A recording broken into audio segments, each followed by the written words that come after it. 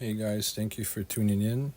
Real quick, today's video is going to be an overview of my TRX-4, where I'm going to focus on the mods that turn my truck into a performer.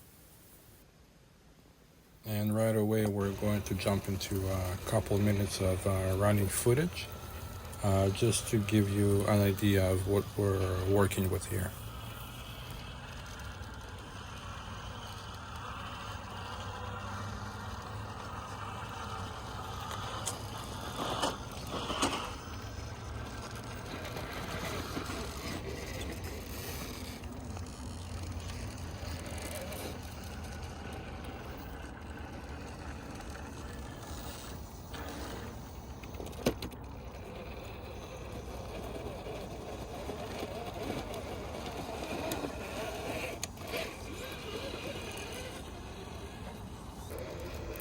Here's another fun line for your viewing pleasure.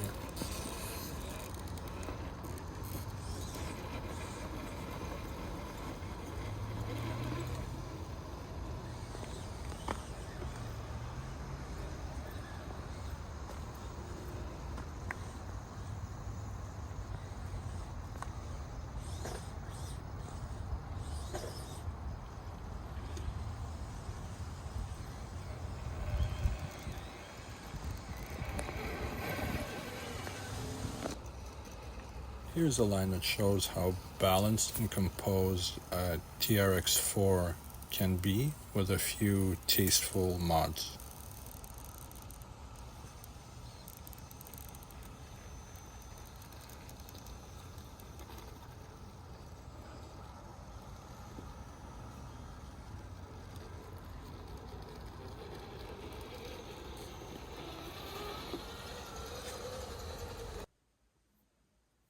Okay, so we're back on the bench, and let's talk about the tires.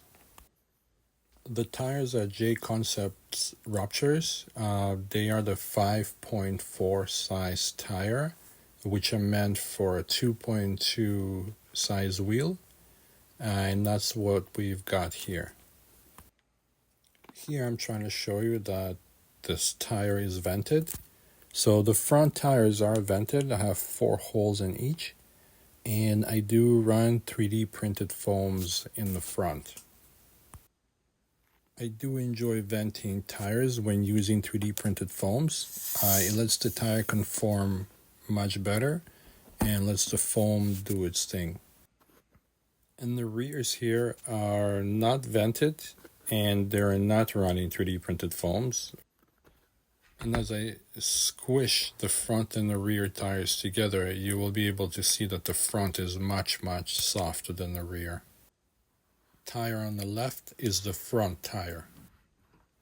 As I mentioned, the foams in the front are 3D printed foams and the rubber is vented. In the rear, the rubber is not vented, and what I'm running in the rear is a homemade dual stage foam where I use the stock JConcepts foam and I cut a bigger hole in it and I inserted a closed cell foam inside of it. Okay, now let's talk about the body. Just gonna kick it off, get rid of the truck. So first thing about the body, it's a stock TRX-4 sport body.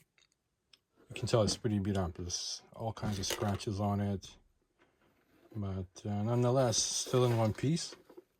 Yeah, it bends like this, but still in one piece. I'll show you why in a minute. One thing I noticed is it's trimmed all the way around. Fenders are trimmed. The rear section is trimmed. And I don't run any bumpers, so this is the bumper right here. And the front is rather trimmed as well. On the sides here at the bottom, I cut off about 15 millimeters off of here and off of here because I raised the sliders. So by raising the sliders, you gain a good bit of clearance. And to make this body fit, once you raise the sliders, you have to just cut it here. Here it is on the inside. So pretty much all of it is covered in drywall tape and shoe glue. In some spots, couple layers of that, which is a bit of an overkill, but I had this body for some time, a few years, all kind of abuse, and it's still in one piece. So you can take an infinite amount of hits and still be in one piece this way. But yeah, it's one of my favorite stock bodies. It fits the platform really well. I'll take a look at the bottom. Nothing really fancy here. It's all stock with the exception of high clearance links and some brass on the axles here. On just outer portal covers on the front. That's it. There's nothing else. Absolutely nothing else. Just these two guys. And here's what I was saying about the sliders earlier. See how they're flush with the tray? Yeah, they're high clearance. You can just raise your stock ones using some spacers, but this gives you extra almost 15 millimeters of clearance here and here, which is amazing. This was a difference maker, to be honest with you. Let's talk about the axles. So in here I have Traxxas Overdrive diff gears, and in the back I have Traxxas Underdrive diff gears. Combining the two doesn't really hurt you on the trail, but definitely helps while crawling. This truck has hot racing extended portal stubs. You can see the blue spacers here. These are HR plus 5 millimeter, and so it gives this truck a wider stance, which makes it a bit more stable when going over things. In the front axle here, we have heavy-duty Traxxas axle shafts. Reason I went that way is because I've actually broken a few portal input gears, and the heavy-duty axle shafts come with portal input gears, so now it's nice and sturdy. Let's talk about the bumpers. No bumper in the rear. This is all there is to it. Like under the body, it's just this. There's nothing at the back. In the front, kind of have a bumper. It's actually a bumper bracket from the Sport, so I just used the bracket. I didn't use an actual bumper. This lines up really well with the body. I'll show you guys.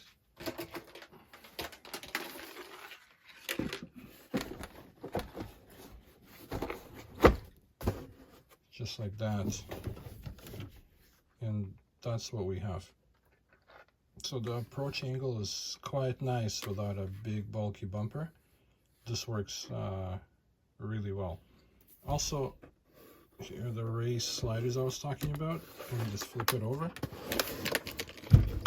See, there's no hump, no bump, no slider hanging down here as it does in the stock TRX-4. This helps a lot. I recommend you raise your stock sliders or get some high clearance sliders. Remember, you gotta chop the body, and it will fit nice, and it will work really, really well as well that way. So just a quick overview from the top. You see that a lot of the stock plastic pieces are missing. There are no fenders, there are no stock shock mounts, no stock battery tray that's typically right here. Get this rubber band. Yeah, so all of that is gone as much as possible. Now the battery goes here. It's a 3D printed piece, but I think there's a Traxxas piece that can be mounted here as well. Let me just show you guys. I'm just gonna show you how a battery mounts in there. Really easy. Bam. Tie it up. Not going anywhere. And now you've shifted the weight from here to the front. Yeah, as I said, the weight's been shifted from the rear middle, which I don't think is a good placement for a battery either way. It's a little back, it's a little high up. I like my battery here. Works really well when you're going up a hill, driving up a hill, and you're sort of climbing, crawling. Putting the battery here is a game changer. As you might have noticed, the 2-shift servos, 2-speed transmission, rear selectable diff. You can lock and unlock, which comes in really handy. These are TR4 servos. These are amazing, waterproof. They run on 7.4 volts, very strong, and I've never had a problem with one of these. Further onto the electronics, Castle BEC. It's the BEC 2.0 waterproof guy. Works really well. I think it produces 10 amps, I want to say. And you can program it to a variety of output voltages, so it's good. I use it to drive the Servo. Look at the Servo, you can't really tell what it is because it's been dipped in paint, but it's a Savox 1210, I think. Maybe here we can see. See if we can see in there. Can we see anything there? I kind of see a 1210. Yeah, it's a Savox 1210. Really loud servo, but very durable, very strong, quick enough. It's a great crawling servo. In the $120 range, you cannot go wrong with a Savox 1210 for your TRX-4 or any crawler, really. Now, the motor is a 2-in-1 Fusion 2300. Not much to say about it. It's pretty awesome for the money. They do break. I've broken some, but for the money, I mean, if you're gonna abuse them, might as well expect them to be disposable. Amazon shock towers. These are cheapo Amazon, like 20 bucks, I think, for a pack of 4. Front and back, I use them. The shocky here is not being used as a shocky, only being used as a spacer. Because I am running the big bore 2660 Traxxas shocks up front with Losi springs. And I had to, it's an 84mm shock, I think, eye to eye. And I had to use a spacer here to mount it up properly. So then everything down here can work and not bind or hit things. See, it just compresses perfectly like this. Even on the shortest shock, still getting full compression where a pen hard's not hitting anything, steering link isn't hitting anything. Yeah, maybe like this would be better. I'll show you guys.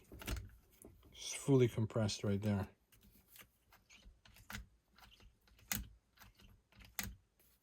Perfect. Perfect. So yeah, big bore 2660s with Losi Mini T springs here. In the back is just a regular Traxxas setup, Traxxas 90mm shock with I think white is on the stiffer side, and I like rear shocks to be stiff with quite a bit of preload, as you can tell. This way the nose of the truck is planted. It helps quite a bit when you're climbing things. One thing worth mentioning are the panhard mounts. Like this is my lower panhard mount. It's a brass piece, and what I've done is I've actually flip it over. Can you see? You can see I actually super glued it to the axle. Like it's screwed in, but it's also super glued. I've bent, broken, and literally ripped ripped out a few of those, like ripped out of the axle with the screws and everything. So securing it this way has been good so far. And the top panhard mount is metal. It's part of this shock tower. These are not the best, but they're still better than the stock plastic upper mount. These ones can break. I have broken one, but they're still way better than the stock ones.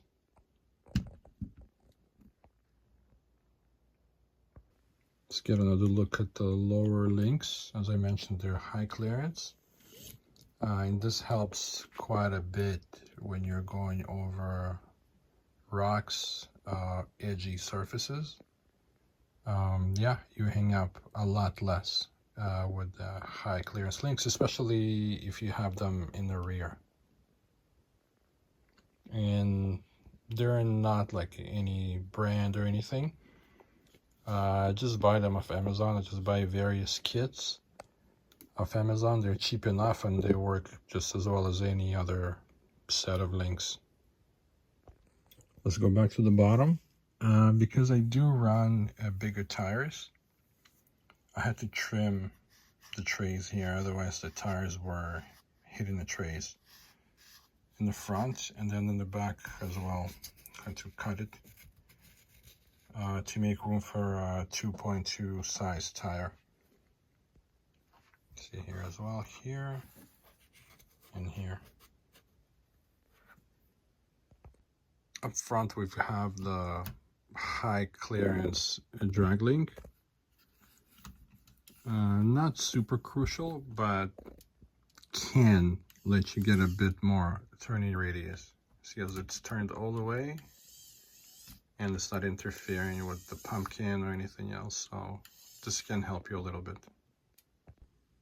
So basically a stock TRX-4 can actually perform really well with just a few good mods. You just gotta be smart about it, not go overboard with things, because you can literally get any aftermarket part for this platform, and that's not really something you want to do. Just gonna mention real quick, so like all I really have are these outer portal covers right here. The battery's been moved to the front. I'm using a shorter shock in the front. It's just a little bit shorter. It's 84 mil eye to eye as opposed to 90 mil factory shock. And high clearance links, they do help. And underdrive gears here, overdrive gears here. I think if you do like just those 4 mods, I don't really think you'd need anything else. Oh, another one, as I mentioned a couple times already, was raising the sliders or getting high clearance sliders and chopping your body a bit so it drops in high clearance or a raised slider. That made actually quite a bit of difference in terms of crawling over things. Yeah, and that's it. Thank you guys for watching. I hope you found it useful. If you have any questions, just leave them in the comments.